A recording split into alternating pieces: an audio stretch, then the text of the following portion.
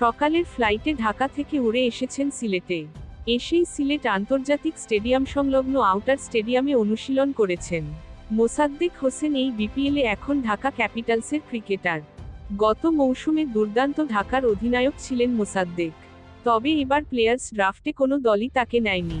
মোসাদ্দেকের আশা ছিল, একটা না একটা দল পেয়ে যাবেন।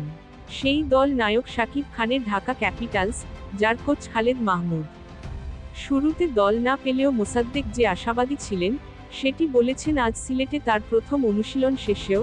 আশা ছিল, হয়তো একটা সুযোগ আসতে পারে। সেটা যখন আসছে, অবশ্যই ভালো লাগছে। একটা সুযোগ নতুন করে আবার ভালো খেলার। এখানে ভালো খেলতে পারলে অবশ্যই সামনে ভালো সুযোগ আসবে।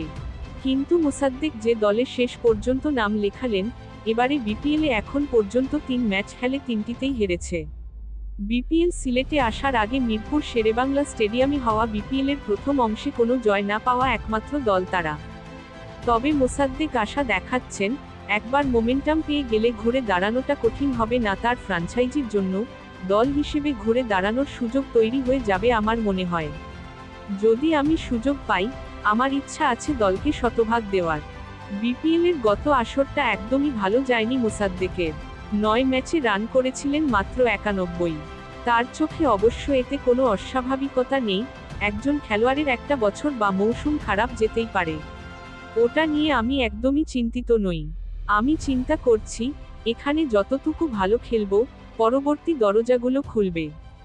টুর্নামেন্টের মাঝপথে মোসাদ্দেককে দলে নেওয়া নিয়ে ঢাকার কোচ মাহমুদ আজ বলেছেন, আমাদের অফ স্পিনার ছিল না। বাঁহাতি ব্যাটসম্যানরা এলে আমাদের বাঁহাতি স্পিনার বা পেসারদের ওপর নির্ভর করতে হয়।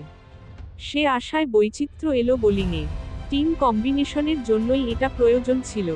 একই কথা বলেছেন দলের পেসার আবু জায়দও, আমাদের একটা অফ স্পিনারের কমতি ছিল। টি-20তে অফ স্পিনার প্রয়োজন। আমার কাছে মনে হয় মোসাদ্দেক যদি তার স্পিন কাজে লাগাতে পারে, তাহলে দলের জন্য ভালো হবে।